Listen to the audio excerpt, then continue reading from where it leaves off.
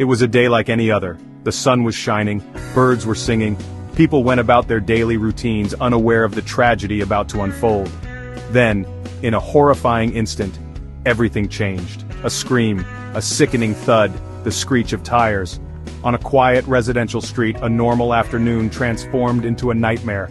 A freak accident, as unpredictable as it was devastating, left a trail of destruction and despair. The air was thick with the smell of burnt rubber and gasoline. Twisted metal and shattered glass littered the asphalt.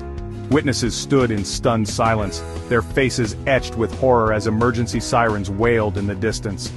This was the chaotic scene that greeted first responders on that fateful day, a scene that would forever be seared into the memories of all those who witnessed it. Amidst the wreckage, a chilling realization dawned. This was not just another traffic accident, something utterly bizarre, utterly unthinkable had occurred. A dog, later identified as a Labrador Retriever, had fallen from a third-story apartment window.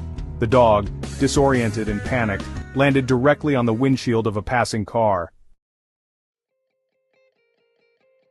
The impact of the fall was significant. The dog, sadly, did not survive.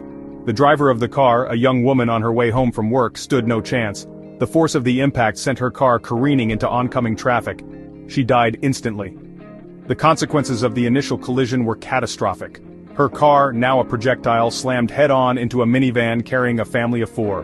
The minivan carrying a family of 4 was crushed like an aluminum can. A witness, still visibly shaken, recounted the horrifying sequence of events.